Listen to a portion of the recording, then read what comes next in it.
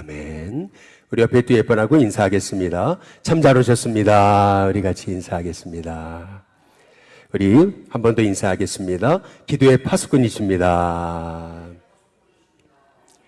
우리 마지막으로 인사하겠습니다. 믿음의 사람이 되십시오. 우리 같이 인사하겠습니다. 우리는 어제부터 아브라함의 믿음에 관해서 함께 은혜를 나누고 있습니다. 아브라함의 믿음은 오늘 로마서 4장의 17절 말씀처럼 그가 믿은 바 그랬습니다. 하나님은 죽은 자도 살리신다. 또한 없는 것을 있는 것으로까지 부르신다.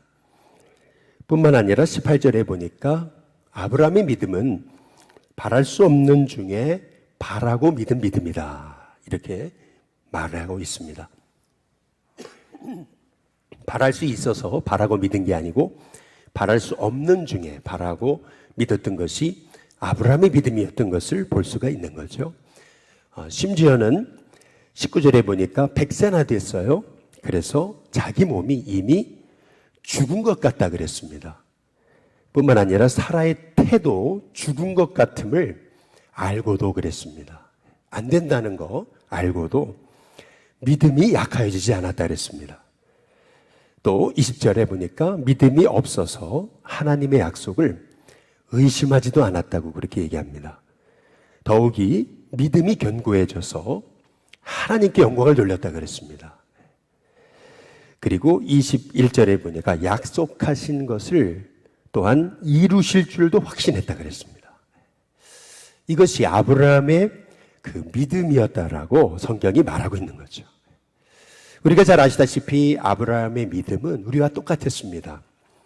연약해서 넘어지기도 하고요, 의심하기도 하고, 또 하나님이 가나안으로 가라 그러셨는데도 가지 못하고 주저하고 머뭇거리고 결단하지 못하고, 또 가나안에 왔지만 환경과 문제 바라보고서 다시 과거로 돌아가서 애굽으로 돌아가고, 또 문제가 오니까 자기 그 술수로 생각으로 자기 꾀로 문제를 풀려고 거짓말도 하고, 근데 그랬던 사람이 이제 아브라함이었거든요.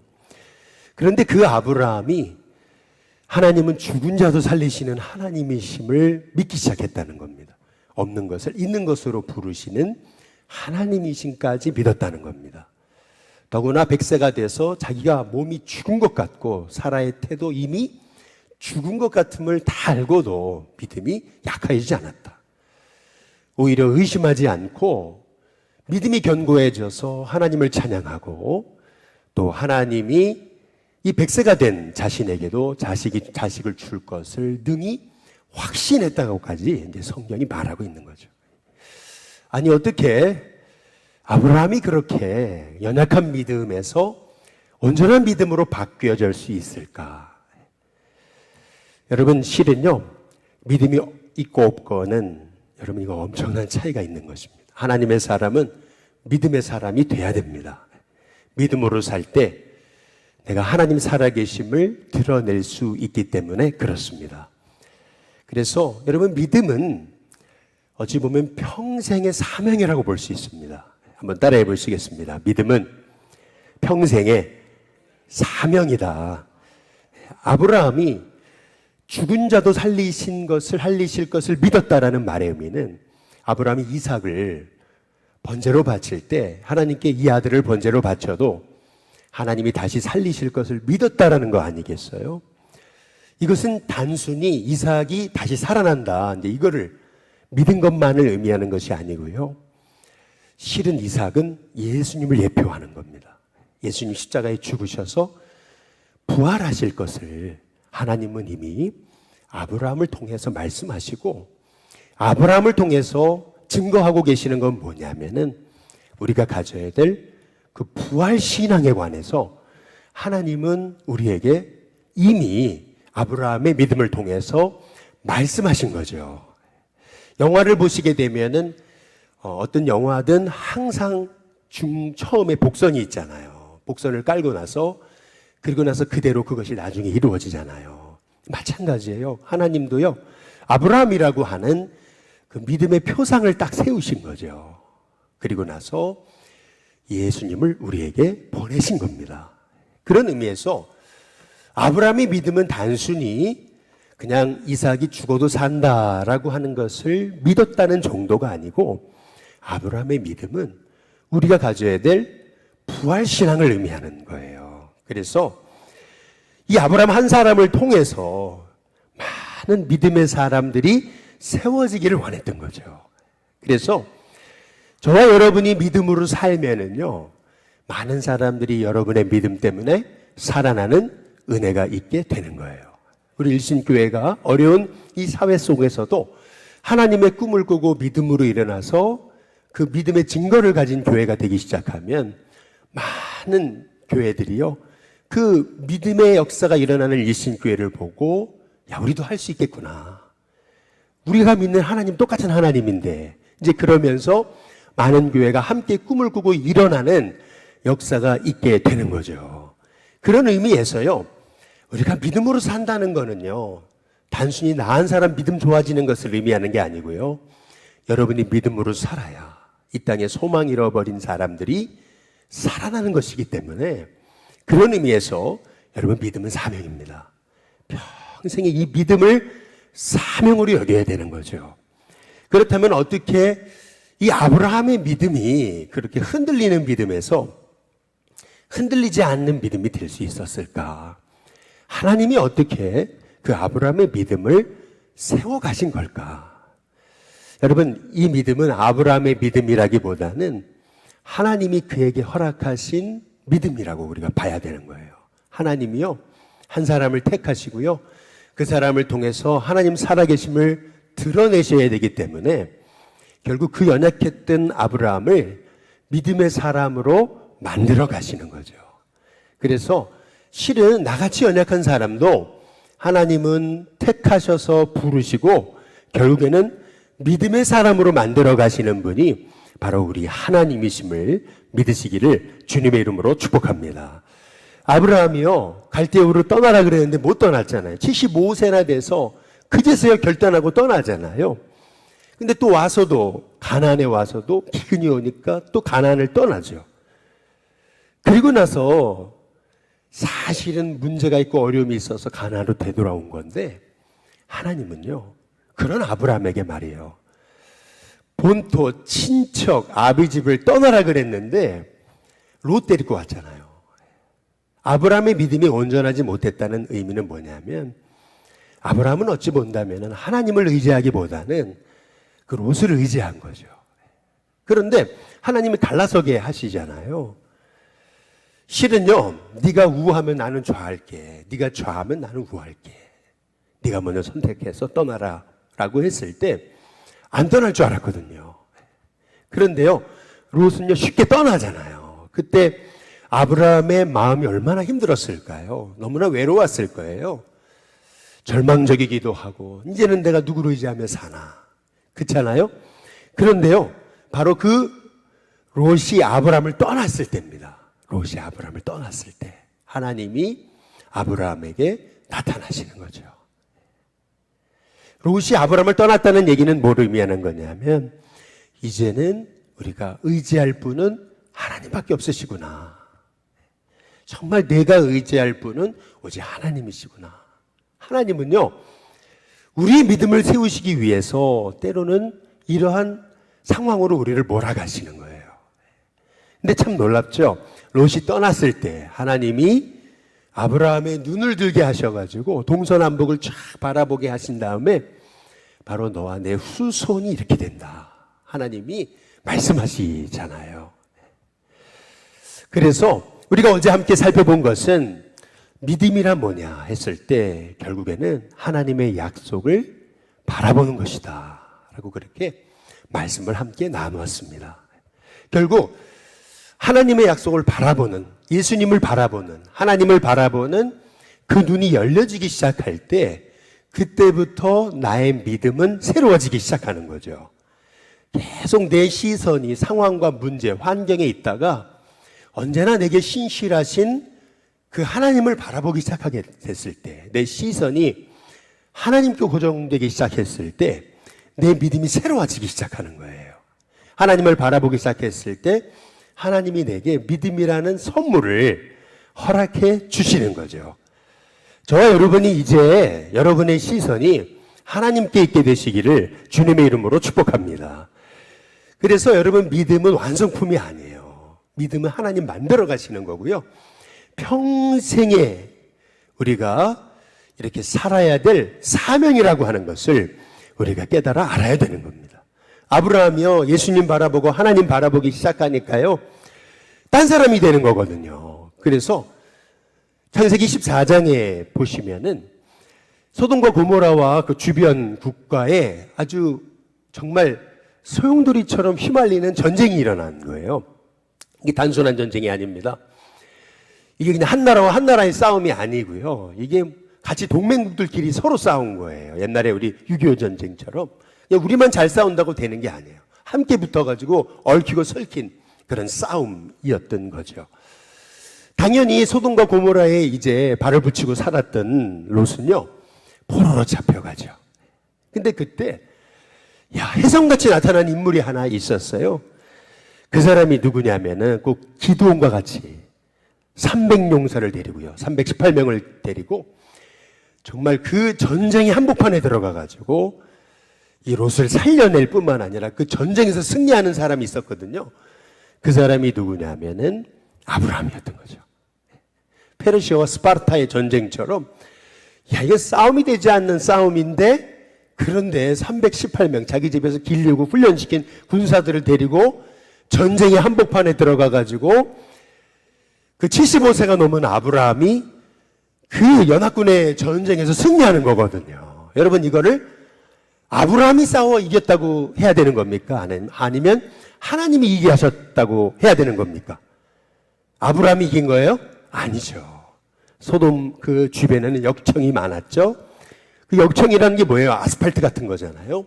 근데 그 역청에 저는 연합군들이, 적군들이 빠지기 시작하고 그러면서 아브라함이 뜻밖의 승리를 했을 거 아니겠어요? 그러니까 하나님 도우셨으니까 아브라함이 불과 318명의 군사를 데리고 들어가서 그 전쟁에서 승리하게 하셨던 거 아니겠어요? 생각해 보면은. 여러분, 그렇다면은 아브라함은 거기서 뭘 깨달았을까요? 하나님이 날 도우시는구나. 하나님 나와 함께 하시는구나. 하나님이 모든 걸 예비하시는구나. 하나님이 뜻밖의 승리를 주시는구나. 다시 말해서 주님 바라보기 시작하니까 그 연약했던 아브라함이요, 애굽에 가가지고 거짓말하고 막 그랬잖아요. 그 연약했던 아브라함이요, 하나님 바라보기 시작하니까 얼마나 그의 믿음이 얼마나 달라지고 담대해지고 얼마나 대단해졌습니까? 여러분, 우리가 하나님 바라보기 시작할 때 저와 여러분은 완전히 딴 사람이 되는 은혜가 있게 되는 줄로 믿습니다. 이러한 하나님이 도우시네, 함께 하시네, 기도에 응답하시네, 결국 이러한 되뇌의 체험이 있잖아요. 내 기도에 하나님 응답하신다. 이 되뇌의 체험. 하나님 나와 함께 하시는구나. 하나님 역사하시는구나. 이 되뇌의 체험. 여러분, 이것이 결국 여러분의 믿음을 세워가시는 하나님의 방법인 줄로 믿습니다. 그래서요, 창세기 15장에 보면 하나님이 아브라함에 나타나셔가지고 나는 너의 방패요, 너의 지극히 큰 상급이다, 이렇게 말씀하세요. 두려워하지 마라. 내가 너의 방패고 상급이다. 그런데도요, 아브라함은 또 항상 걸리는 문제가 있었잖아요. 그게 뭐냐면 자식이 없는 거. 언제 내 자식 주실렵니까? 여기 지금 나의 그 품에서 길리우는 이 종 엘리에셀입니까? 그때 참 놀랍게도 하나님은요, 아브라함과 언약을 맺으시는데요, 이 언약을 맺으시기 위해서 모든 제사에 드릴 제물은 다 준비해 놓으시고요. 본래 여러분, 언약이라는 건 쌍방이 하는 거거든요. 그런데 아브라함을 잠들게 하시잖아요. 그리고 타는 횃불이 그 제물 사이를 지나가게 하시는 것을 아브라함으로 보게 하시잖아요. 결국 뭐냐면 한번 따라해 보시죠. 하나님이 이루신다. 하나님이 이루신다. 이거를 아브라함에 보여주시는 사건인 거죠. 그런데도 아브라함은요, 하나님 믿지 못해요. 의지하지 못해요. 이게 우리의 믿음인 거예요.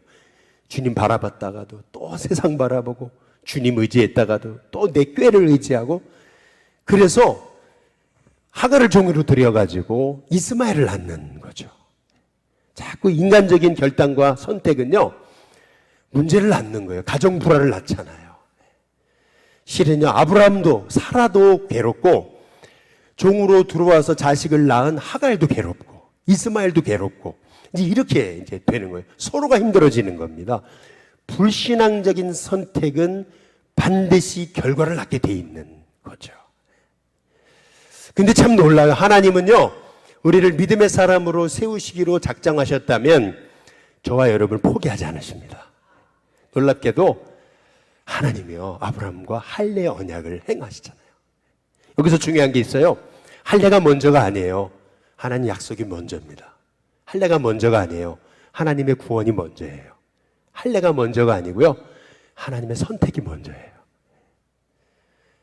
그 선택하신 하나님께서 아브라함에게 할례를 행하게 하시잖아요.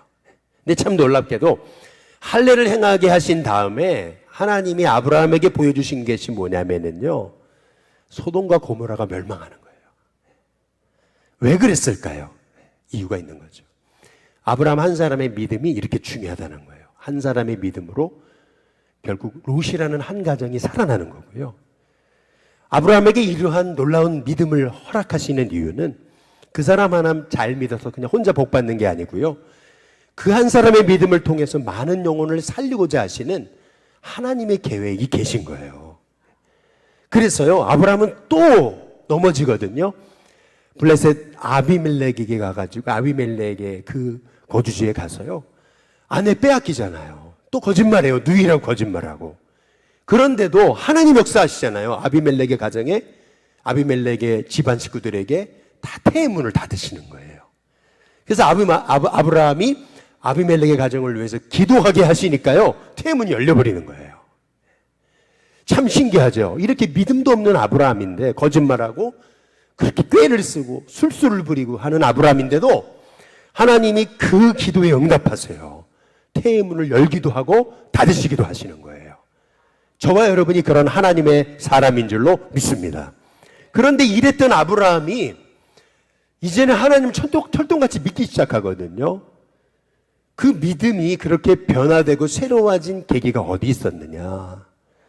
여러분, 성경에 하나님이요, 아브라함에게 나타나셔서 하시는 말씀이 뭐냐면요, 네 이름 바꾸라는 겁니다. 이름 바꾸라는 거예요. 무슨 말이냐면요, 하나님이요, 아브람을 아브라함이라고 부르라고 하시고요, 그리고 사레를 사라라고 부르게 하시는 거예요. 여러분, 우리가 믿음의 사람이 되려면은요, 여러분의 입술의 고백이 달라져야 될 줄로 믿습니다. 말이 달라져야 되는 거예요. 그런데 이게 왜 이렇게 중요한 거냐면은, 아브라함이 사라한테 사라 그러면서 열국의 어미다, 또 사라가 아브라함한테 아브라함 그러면서 열국의 아비다. 이제 서로 얘기하면서 얼마나 웃었을까요? 왜 자식도 없는데 서로 열국의 아비, 열국의 어미, 그러니까 얼마나 서로 웃었을까요? 여러분, 우리가 하나님의 약속이 이루어지지 않을 때는요, 약속을 바라봐도요, 이게 될까? 웃음만 나오는 거죠. 사라가요, 하나님 보내신 천사가 와가지고 아들을 낳을 거라고 했을 때 사라가 웃어버리거든요. 그런데요, 하나님 책망하지 않았어요. 사라를 책망하지 않으십니다. 왜? 우리도 지금 아브라함이 100세의 자식을 낳는다는 건 이걸 불가능하게 사람이 여길 거라는 거를 하나님도 아셨다는 거죠. 이 불가능한 사건인 거예요. 그러니까 웃는 게 당연하지, 이제 그러고 하나님도 웃으시고 가셨을 것 같아요. 그렇지 않겠어요? 그런데 말을 바꾸는 것이 왜 이렇게 중요한 거냐면은 이거예요. 여기에 핵심이 있어요. 여러분, 아브라함이 사라한테 사라, 열국의 어미, 사라가 아브라함한테 아브라함, 열국의 아비, 이렇게 부르면서요, 서로의 이름을 부르다가 나를 열국의 아비로 삼으시는 분은 하나님, 나를 열국의 어미로 부르시는 분은, 삼으시는 분은 하나님. 그러면 서로의 이름을 부르다가요, 계속 하나님을 묵상하기 시작했겠죠. 내 인생에 여지껏 삶의 순간순간마다 도우셨던 하나님, 그 어려움 중에도 나를 이렇게 세우시고 지금까지 이끌어 주셨던 하나님, 그 하나님을 계속 묵상하게 하시려고 실은요, 이름을 바꾸라고 하신 거예요. 고백을 바꾸라고 하신 거예요. 여러분, 결국에는요, 믿음은 어디서 생기는 거냐면요, 내가 하나님의 자녀가 됐다는 것을 아는 것으로, 또 기도 응답 몇 번 받은 것으로 내가 하나님을 전적으로 신뢰하지 않게 돼요. 그렇게 돼서 안 돼요. 계속 넘어져요. 어떻게 내가 하나님을 전적으로 신뢰할 수 있을까? 아브라함처럼 죽은 자도 살리시는 하나님을 어떻게 내가 신뢰할 수 있을까? 여러분, 그거는 하나님과 나 사이에 영적인 친밀감에 거기 핵심이 있습니다. 무슨 말이냐면, 옛날에 이제 우리 애들도 기를 때 보면은 애들한테 혼을 내거든요. 그럼 막 애들이 울잖아요. 그런데 어느 순간에 보면은 애가 갑자기 엉덩이를 비집고 들어오면서 제 무릎에 올라오거든요. 어느 순간에 보면. 왜 그래요? 그렇게 혼나놓고 애가 왜 갑자기 제 무릎에 엉덩이 올라옵니까? 우리 아빠 엄마는 나를 혼내시지만 나를 사랑하시는다는 것을 애들이 알기 때문이죠. 그런데 낳아놓고도 기르지 않으면은요, 혼을 내면요, 그거는요, 관계만 벌어져요. 다시 애들이 품 안에 오지 않습니다. 그 차이점이 뭐예요? 내가 낳는데요? 아니에요, 여러분. 문제의 핵심은 뭐냐면요, 친밀감에 있는 겁니다. 내가 얼마나 하나님과 친밀해 있는가. 내가 얼마나 살아계신 하나님, 그 예수님과 날마다 동행하고 있는가. 그분을 누리고 있는가, 그분을 바라보고 있는가, 그분을 생각하고 있는가, 늘 그분께 작은 거 하나까지도 말씀드리고 있는가, 여쭙고 있는가, 묻고 있는가, 늘 그분이 내 삶 속에서 친밀하게 나와 동행하시는가. 여러분, 이게 실은요, 우리의 믿음을 결정하는 키워드입니다. 늘 우리가 생각하는 것은 환경이고 문제고, 늘 내 미래고 걱정이고. 여러분, 그러니까요, 하나님이 어떻게 내 삶의 중요한 때 역사하실 수 있습니까? 그거 아니잖아요. 오늘 여러분, 결국에는요, 여러분이 하나님과 친하시면, 예수님 바라보시고 예수님과 친하시면, 하나님은 저와 여러분에게, 하나님은 죽은 자도 살리시는 하나님, 없는 것을 있는 것으로 부르시는 하나님, 바랄 수 없는 중에 바라고 믿는 믿음을 주시는 하나님, 여러분, 그 하나님을 만날 수 있는 은혜를 허락해 주실 줄로 믿습니다. 결국 믿음은요, 얼마나 내가 주님과 동행했고 주님을 바라봤고 얼마나 그 주님이 나와 함께 하심을 누리면서 매일 그분 안에 살았더니 하나님이 내게 만남의 축복을 주시고 하나님이 내게 응답하시고 내 길을 여시고 내 인생에 생각지 못한 일을 이루셨는지를 내 삶 속에 끊임없이 체험하고 누린 결과가 결국에는요, 아브라함의 믿음처럼 하나님은 죽은 자도 살리신다는 그 믿음으로 이어지는 거예요. 늘 하나님 그렇게 묵상하고 서로 사라, 아브라함 서로 그러다가 진짜 자식을 낳았거든요. 이야, 하나님 100세 아들을 주셨네? 그리고서 이름 달라졌습니까? 안 달라졌어요. 계속 아브라함, 사라 부르기 시작했잖아요. 그러니까 계속 하나님 묵상하면서 사니까. 그러니까 이삭이 이제 눈에 넣어도 아프지 않을 자식으로 청소년기까지 자라났는데도 그 아들을 하나님께 바칠 수 있는, 그러한 이 아들을 바쳐도 하나님 이 아들을 살리신다, 그러한 부활신앙까지 간 거예요. 저와 여러분은요, 하나님 살아계심을 나타낼 믿음의 사람들이십니다. 믿음은 사명이에요. 여러분이 믿음으로 사셔야 돼요.